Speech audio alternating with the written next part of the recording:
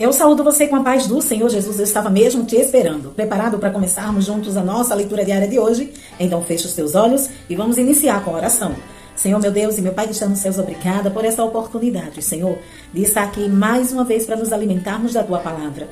Palavra essa que tem nos moldado, nos transformado, nos curado, Senhor, preenchido, Jesus, aquela necessidade de alimento espiritual na nossa alma. Senhor, que a Tua graça e misericórdia continue conosco, que o Senhor possa continuar perdoando os nossos pecados, pois nós somos, Senhor, desejosos, Senhor, por Teu perdão. Obrigada por tudo, Pai, quanto o Senhor tem feito, cada um que está aqui comigo, que o Senhor venha trabalhar cada vez mais em sua vida, em sua família, em seu lar, suprindo suas necessidades, Pai. Em Teu nome eu quero te agradecer por tudo, em nome de Jesus, o Teu Filho amado, aquele que vive e reina para sempre. Amém e amém. Amém? As nossas leituras diárias de hoje estão em Isaías 60 ao 63 e 2 Coríntios capítulo 1.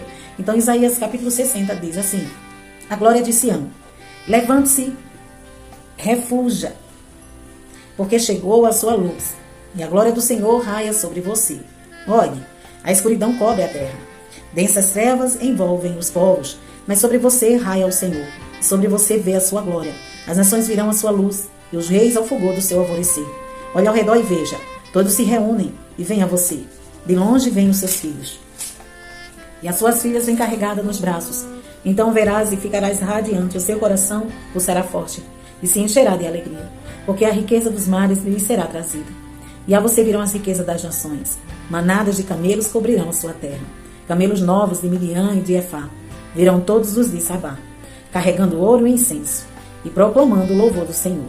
Todos os rebanhos de Quedar se reunirão junto de você, e os carneiros de Nebaiote a servirão. Serão aceitos como ofertas em meu altar, e adornarei o meu glorioso templo. Quem são estes que voam como nuvem, que voam como pombas para os seus ninhos? Pois as ilhas esperam em mim. À frente vêm os navios de Tarsis, trazendo de longe os seus filhos com prata e ouro, em honra ao Senhor, o seu Deus, o Santo de Israel, porque ele se revestiu de esplendor. Estrangeiros reconstruirão os seus muros, e seus reis a servirão. Com a ira eu a feri, mas com amor lhe mostrarei compaixão. As suas portas permanecerão abertas, jamais serão fechadas dia e noite, para que lhe tragam as riquezas das nações, com seus reis e sua comitiva, pois a nação e o reino que não a servirem perecerão, serão totalmente exterminados. A glória do Líbano virá a você. Juntos virão o pinheiro, o aberto e o cipreste, para adornarem o lugar do meu santuário, e eu glorificarei o local em que piso os meus pés. Os filhos dos meus opressores virão e se inclinarão diante de você. Todos os que a desprezam se curvarão aos seus pés, e a chamarão cidade do Senhor, Sião do Santo de Israel. Em vez de abandonada e odiada, sem que ninguém quisesse percorrê-la, farei de você um orgulho, uma alegria para todas as gerações. Você beberá o leite das nações e será amamentada por mulheres nobres. Então você saberá que eu, o Senhor, sou o seu Salvador, o seu Redentor poderoso de Jacó. Em vez de bronze eu lhe darei ouro, e em vez de ferro, prata. Em vez de madeira eu lhe trarei bronze, e em vez de pedras, ferro. Farei de paz o seu dominador, da justiça o seu governador. Não se ouvirá mais falar de violência em sua terra, nem de ruína e destruição dentro de suas fronteiras. Seus muros você chamará salvação, as suas portas, louvor. O sol não será mais a sua luz de dia, e você não terá mais o brilho do luar. Pois o Senhor será a sua luz para sempre, o seu Deus será a sua glória. O seu sol nunca se porá, e a sua lua nunca desaparecerá, porque o Senhor será a sua luz para sempre. Os seus dias de tristeza terão fim. Então, todo o seu povo será justo, e possuirá a terra para sempre. Ele é o renovo que plantei, obra de minhas mãos, para a manifestação da minha glória. O mais pequenino se tornará mil, o menor será uma nação poderosa. Eu sou o Senhor, na hora certa farei que isso aconteça depressa. Capítulo 61. O ano da bondade do Senhor.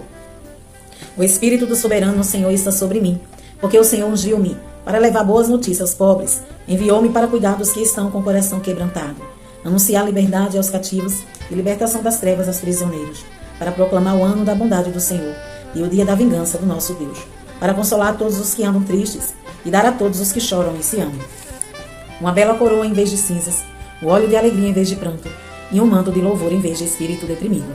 Eles serão chamados carvalho de justiça, plantio do Senhor, para a manifestação da sua glória. Eles reconstruirão as velhas ruínas e restaurarão os antigos escombros, renovarão as cidades arruinadas que têm sido devastadas de geração em geração. Gente de fora vai pastorear os rebanhos de vocês. Estrangeiros trabalharão em seus campos e vinhas, mas vocês serão chamados sacerdotes do Senhor, ministros do nosso Deus. Vocês se alimentarão das riquezas das nações, e do que era o orgulho delas vocês se orgulharão. Em lugar da vergonha que sofreu, meu povo receberá a porção dupla. Ao invés da humilhação, ele se regozijará em sua herança, pois herdará a porção dupla em sua terra e terá alegria eterna.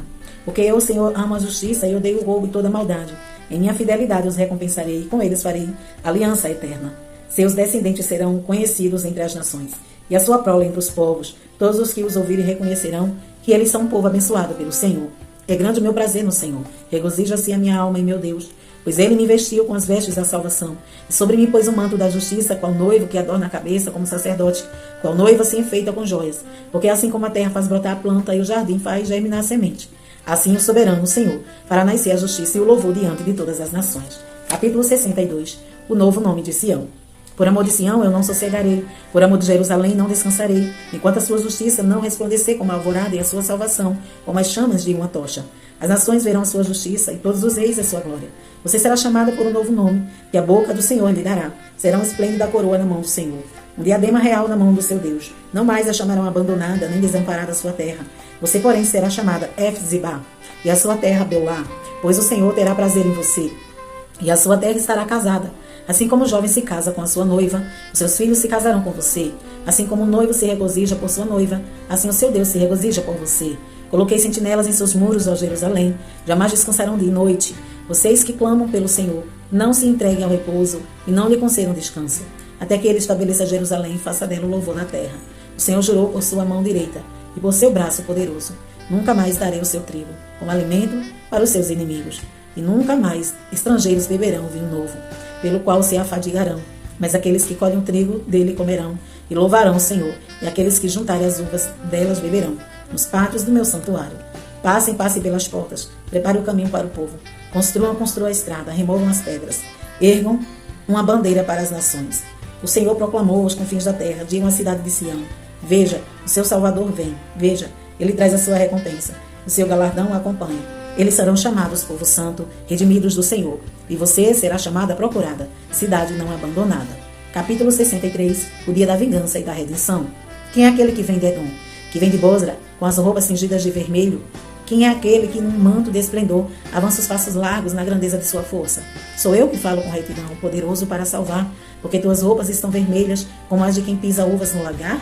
Sozinho pisei uvas no lagar. Das nações ninguém esteve comigo. Eu as pisoteei na minha ira, e as pisei na minha indignação. O sangue delas espingou em mim, na minha roupa, e eu manchei toda a minha veste, pois o dia da vingança estava no meu coração. E chegou o ano da minha redenção. Olhei, e não havia ninguém para ajudar-me. Mostrei assombro, e não havia ninguém para apoiar-me. Por isso meu braço me ajudou. A minha ira deu-me apoio. Na minha ira pisoteei as nações. Na minha indignação eu as embebedei, e derramei na terra o sangue delas. Oração e louvor.